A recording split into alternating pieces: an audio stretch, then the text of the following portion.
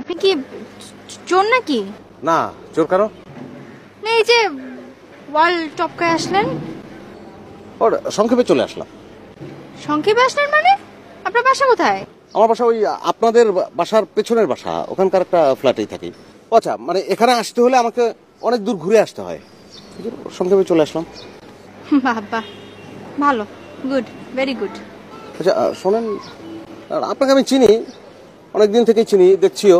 আপনার নামটা মৌরি, সেটাও আমার জানা হয়ে গেছে। দেখা করবো ভাবছিলাম, কিন্তু ওই ব্যাটে বলে হচ্ছিল না, যে কারণে দেখা করতে পারিনি। আজকে দেখা যেহেতু হয়ে গেল, সংক্ষেপে আমরা কাজটা সেরে ফেলি। হ্যাঁ বলেন। I love you.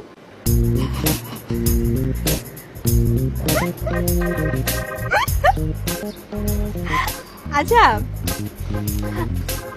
আপনি কি সবসময় সংক্ষেপে কথা বলেন, সংক্ষেপে কাজ করেন? ওই সময়টা বেঁচে যায়, সমস্যা নাই। আপনি ইয়েস বা নো যে কোনো একটা কিছু সংক্ষেপে বলে ফেলতে পারেন। আমি ডিসিশন নিয়ে সংক্ষেপে চলে গেলাম। সরি, আমি আসলে সংক্ষেপে কোনো ডিসিশন দিতে পারি না। আমি বিস্তারিত চিন্তা করি, তারপরে বিস্তারিতভাবে অ্যান্সার দিতে পারি। ও, তাহলে সেটা মানে জানতে কতদিন লাগতে পারে? ধরেন এটা 1 সপ্তাহ হতে পারে, 1 মাস হতে পারে, 1 বছর হতে পারে। না না, অত দূর কেন? মানে জিনিসটাকে একটু সংক্ষেপ করে নিয়ে আসেন। সেটা আজকে বিকেলে হলে সবচেয়ে ভালো হয়, বা বিকেলটা বাই চান্স যদি মিস করে যান, তাহলে সকালবেলা বলে দিলেন কালকে। আপনাকে আমার খুব ইন্টারেস্টিং একটা মানুষ মনে হচ্ছে। তো আপনার কথা বিবেচনা করে আমি সংক্ষেপে চিন্তা করে সংক্ষেপে একটা অ্যান্সার দেওয়ার চেষ্টা করব, ঠিক আছে? মানে আমি তাহলে কখন জানতে পারছি?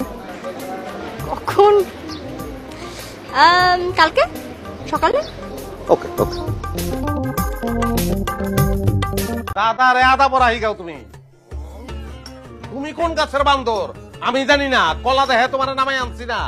হ্যাঁ, তুই আমার হিগাস, তুই গাইল দিছস। এর লিগে তো আমি কই যে বিয়ার পর কথা নাই বার্তা নাই, আটকা আমার জীবনের মধ্যে কামড় লাগে। কি লিগা তুই গাইল দেয়াস? এর লিগে কামড় লাগে? হ্যাঁ, আপনার গাইল দানের মানুষের অভাব আছে। রাতের বেলা ঘুমানোর আগে আপনি প্ল্যান করেন, পরদিন ইচ্ছা আপনি কার জায়গায় আঙ্গুল দিবেন, হ্যাঁ আপনার গাইতে। এখন আমি শরীফ মেম্বার, মাইনসে ভালোবাসা ভোট দিয়ে আমার মেম্বার বানাইছে, আর হ্যাঁ আমার গাইল দিব? বুঝাস তুই আমারে? হাইছে শরীফ মেম্বার। শুনেন, হেরা আপনার সামনে মুহে মধু আর অন্তরে আপনার লেখা বিষ।